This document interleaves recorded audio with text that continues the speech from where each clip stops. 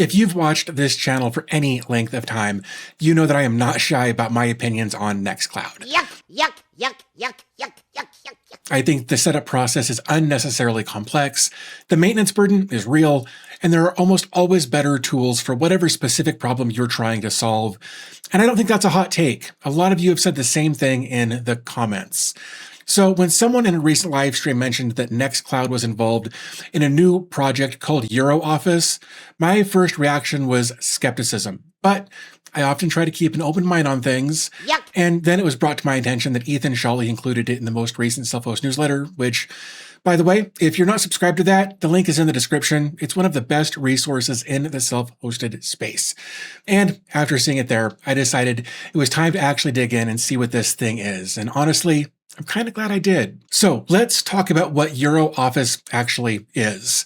The team has been pretty upfront about what's available right now is a tech preview meant for evaluating core functionality, testing compatibility, and contributing feedback ahead of the stable release scheduled for this summer. So let's set expectations accordingly and dig into what it actually is. OnlyOffice is a new open source office suite announced on March 27th in Berlin, backed by a coalition of European tech companies, including Ionos, Nextcloud, Eurostack, XWiki, OpenProject, and a handful of others.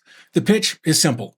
Europe needs a sovereign, fully open source alternative to Microsoft Office that doesn't have illegal, political, or privacy strings attached to it. OnlyOffice is a fork of OnlyOffice, meaning they took the OnlyOffice codebase, which is licensed under AGPL, so they are legally allowed to do this, and they're building their own version of it under European governance with European community contributors. Now, if you're not familiar with OnlyOffice, here's the quick version. OnlyOffice is an open source document editing platform that handles documents, spreadsheets, and presentations. It's been around for a while, it's well regarded, and a lot of self-hosters use it as their document editing layer on top of platforms like Nextcloud or Seafile. So that kind of begs the question, why fork OnlyOffice instead of collaborate? And this is where things get interesting and a little dramatic. The OnlyOffice team didn't just decide to fork OnlyOffice out of nowhere. According to their own GitHub documentation, they tried to work with OnlyOffice at first, and it didn't go well. There are specific complaints. OnlyOffice typically doesn't review or accept pull requests from outside contributors. The build instructions are unreliable or just broken, and the company has made some controversial decisions, like removing mobile editing from their free tier. And there's a transparency problem as well. Commit messages in the OnlyOffice codebase often just reference internal issue tracking numbers with no real explanation of what changed or why. There's also the elephant in the room. OnlyOffice is developed by a Latvian company called Essensio Systems SIA, but its roots trace back to Russian parent companies. And with EU sanctions and geopolitical tensions being what they are right now, European organizations, especially in government and public sector, have been uncomfortable with that dependency for a while. The OnlyOffice team's position is essentially this.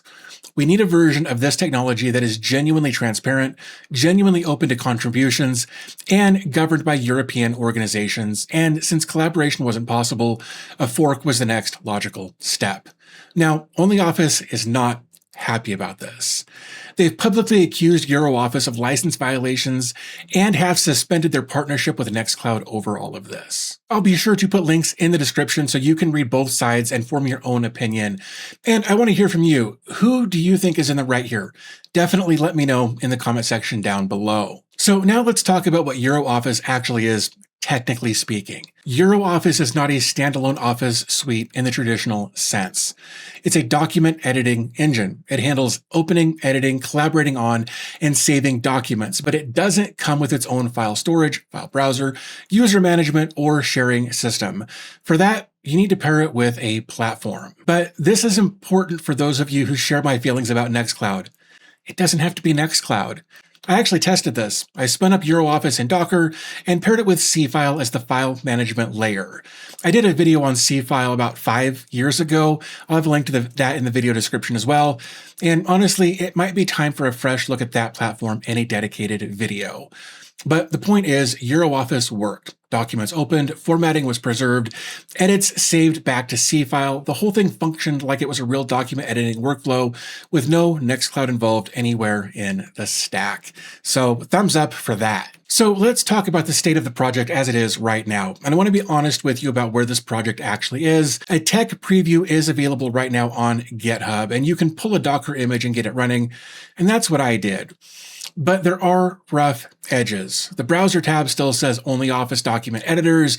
The welcome screen inside the example interface says welcome to OnlyOffice Docs. The JWT configuration page between the document server and the host platform requires some manually wrangling to get it to work correctly. Now, look, none of these right now are deal breakers. They're exactly what you'd expect from a project that was announced to the world about a week ago. But they're worth knowing about before you get excited and try to deploy this for production use. The team is targeting a stable 1.0 release for summer of 2026, and that is still a few months away. And honestly, I think that timeline is the right lens to view the project through right now. This is something to watch, but not necessarily something to deploy today. So here is where I land on this. I've been a Nextcloud critic for years, and that hasn't changed. The setup is painful, keeping it updated without something breaking is a constant chore, and the complexity of the whole ecosystem has always felt overkill for what most people actually need. But EuroOffice is genuinely interesting to me, not because of Nextcloud's involvement, but in spite of it. What we actually have here is an open source document editing engine governed by a European coalition, built on a solid codebase, licensed under AGPL, and already functioning enough to pair with lighter platforms like Seafile. If the stable release delivers on what the tech preview is pointing towards, this could be a document editing layer I would actually want to use in my own setup. And I'm cautiously optimistic, and I'll be keeping a close eye on how this develops over the next few months. When the stable release drops, and I've had time to really put it through its paces, I'll do a proper deep dive. Until then, what do you think? Are you excited about EuroOffice, or do you think the OnlyOffice drama is a red flag, or just growing pains? And where do you land on the fork versus collaborate debate? Let me know in the comment section, because I actually still read them. Also, if you want to follow the Self-Host newsletter where Ethan Shawley covers this kind of thing every week, the link is in the video description. And if you want to check out the older Seafile video I talked about earlier while you wait for a fresh one, that will be down there as well. But with that said, I'm going to go ahead and wrap this up. I want to thank you guys for spending a few minutes of your day with me here today, and I'll talk to you in the next video.